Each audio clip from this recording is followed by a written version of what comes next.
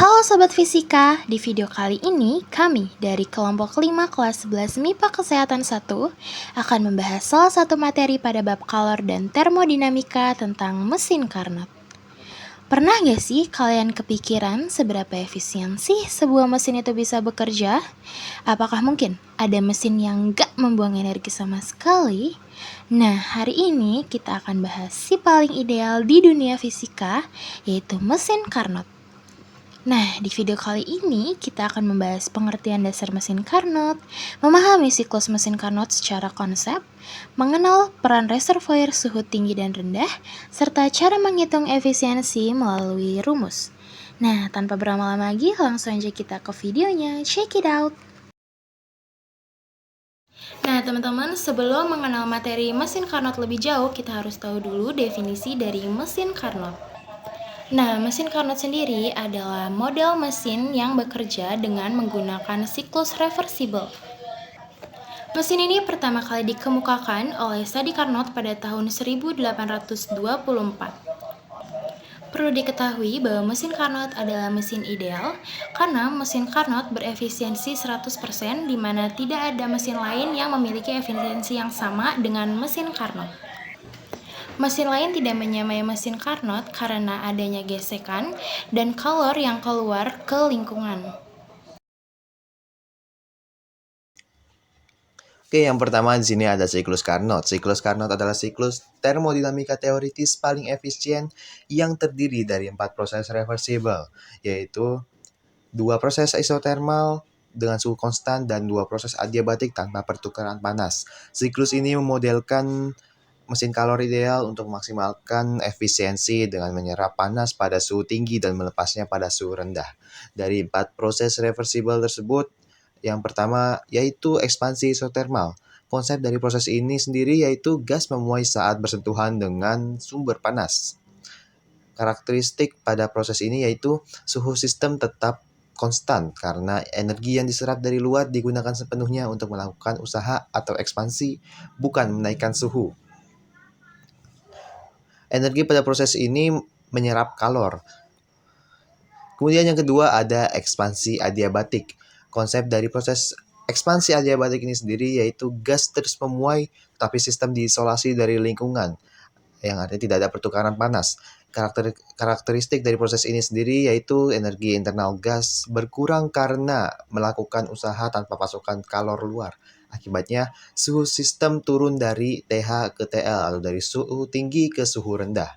Energi pada proses ini energi atau kalor pada proses ini tidak keluar ataupun masuk, Q sama dengan 0. Kemudian yang ketiga ada kompresi isotermal. Kompresi isotermal sendiri memiliki konsep yaitu gas dimampatkan saat bersentuhan dengan penyerap panas. Karakteristik dari kompresi isotermal ini sendiri yaitu suhu sistem tetap konstan. Usaha yang dilakukan pada gas dilepaskan sebagai panas ke lingkungan. Energi pada proses kompresi isotermal sendiri melepas kalor. Kemudian yang terakhir atau yang keempat di sini ada kompresi adiabatik. Kompresi adiabatik sendiri memiliki konsep yaitu gas dimampatkan kembali ke keadaan awal dengan sistem terisolasi dari lingkungan. Karakteristik dari proses ini sendiri yaitu usaha yang dilakukan pada gas meningkatkan energi internal sistem tanpa pelepasan panas. Suhu sistem naik kembali dari TL ke TH atau dari suhu rendah ke suhu tinggi. Energi atau kalor pada proses ini tidak keluar ataupun masuk atau Q sama dengan 0. Selanjutnya itu ada reservoir panas dan dingin. Mesin Carnot bekerja di antara dua sumber suhu. Yang pertama itu ada reservoir panas atau T1, sumber energi yang memberikan kalor ke mesin, biasanya disebut suhu tinggi. Satuannya itu dalam Kelvin. Yang kedua itu ada reservoir dingin atau T2, tempat mesin membuang sisa kalor yang tidak diubah menjadi usaha, disebut suhu rendah atau satuannya itu dalam Kelvin. Efisiensi maksimum, semakin besar perbedaan suhu antara reservoir panas dan dingin, maka semakin tinggi efisiensi mesin Carnot. Oke, di sini saya akan menjelaskan tentang efisiensi mesin Carnot. Siklus Carnot itu terdiri dari 4 proses. Yang pertama itu ada ekspansi isotermal atau gas menyerap kalor pH pada suhu tinggi TH. Yang kedua itu ada ekspansi adiabatik atau gas mengembang tanpa perpindahan kalor suhu turun ke TC. Dan yang ketiga itu ada kompresi isotermal atau gas melepaskan kalor QC pada suhu rendah TC. Dan yang keempat itu ada kompresi adiabatik atau gas dikompresi tanpa perpindahan kalor sehingga suhu naik kembali ke TH. Efisiensi mesin Carnot ini dihitung dengan rumus. Rumusnya itu adalah N sama dengan buka kurung 1 dikurang TC per TH tutup kurung kali 100%. Oke, jadi kesimpulannya itu semakin besar perbedaan suhu antara reservoir panas dan dingin, maka efisiensi mesin Carnot semakin besar. Oke, itu saja yang dapat saya sampaikan. Terima kasih. Oke, yang kelima, di sini saya akan membahas rumus mesin Carnot.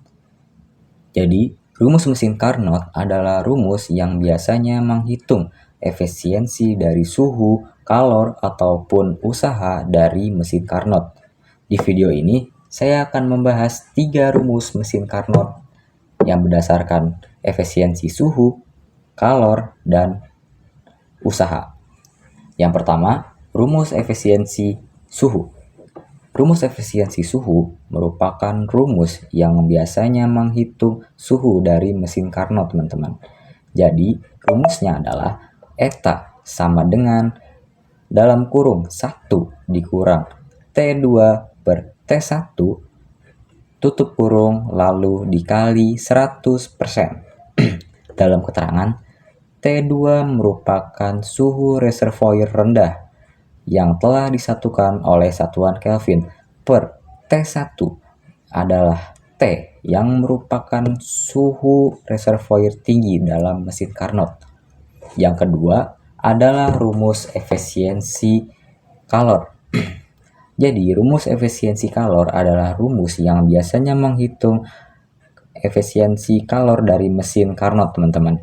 Jadi rumusnya adalah eta sama dengan dalam kurung 1 dikurang Q2 per Q1 tutup kurung lalu dikali 100%. Nah, Q2 ini merupakan kalor yang dilepas per Q1 yang pada saat itu adalah dalam keterangan kalor yang diserap. Jadi Q2 kalor yang dilepas per Q1 kalor yang diserap, teman-teman.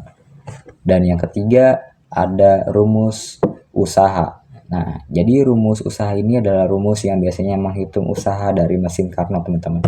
Rumusnya adalah W dikali Q1 W sama dengan Q1 dikurangin Q2, teman-teman. Jadi W ini menyatakan suatu usaha di dalam mesin Carnot. Nah, pada mesin Carnot sendiri, teman-teman, suhu harus diubah dalam satuan Kelvin. Jadi, K sama dengan 273. Ini berhubungan dengan rumus pertama, teman-teman, dari T2. Ya, T2 itu berdasarkan suhu rendah. Jadi, itu dihasilkan oleh satuan Kelvin, teman-teman. Jikalau contoh T2 adalah derajatnya adalah 60 derajat, lalu ditambah oleh satuan Kelvin 273. Jadi 60 derajat ditambah 273 dihasilkan sekian. Begitu, teman-teman. Terima kasih. Dalam contoh mesin Carnot mungkin PLTU menjadi bagiannya, karena PLTU sering dipakai untuk ngasih gambaran nyata gimana konsep Carnot dipakai. Pengertian PLTU itu pembangkit listrik yang pakai uap air bertekanan tinggi untuk memutar turbin. Nah, turbin memutar generator, jadilah listrik. Mesin Carnot dipakai sebagai patokan efisiensi maksimum PLTU. Kesimpulannya dari hubungan mesin Carnot di PLTU itu mesin nyata, sedangkan Carnot itu mesin ideal. Efisiensi PLTU selalu lebih kecil dari Carnot karena ada rugi dan gesekan dan panas juga. Nah, itu dia tadi pembahasan lengkap kita tentang mesin Carnot. Jadi, sekarang kita tahu ya kalau mesin yang paling efisien pun tetap punya batasan suhu menurut hukum termodinamika. Kalau teman-teman masih ada pertanyaan atau ada bagian rumus yang kurang jelas, langsung aja tulis di kolom komentar di bawah. Dan jangan lupa klik like kalau video ini membantu kalian. Dan jangan lupa di subscribe supaya nggak ketinggalan materi fisika seru lainnya. Terima kasih sudah menonton video ini. Kami kelompok 5, kelas 11 MIPA Kesehatan 1. Sampai jumpa di video selanjutnya. Dan jangan lupa keep learning and stay serious. See you!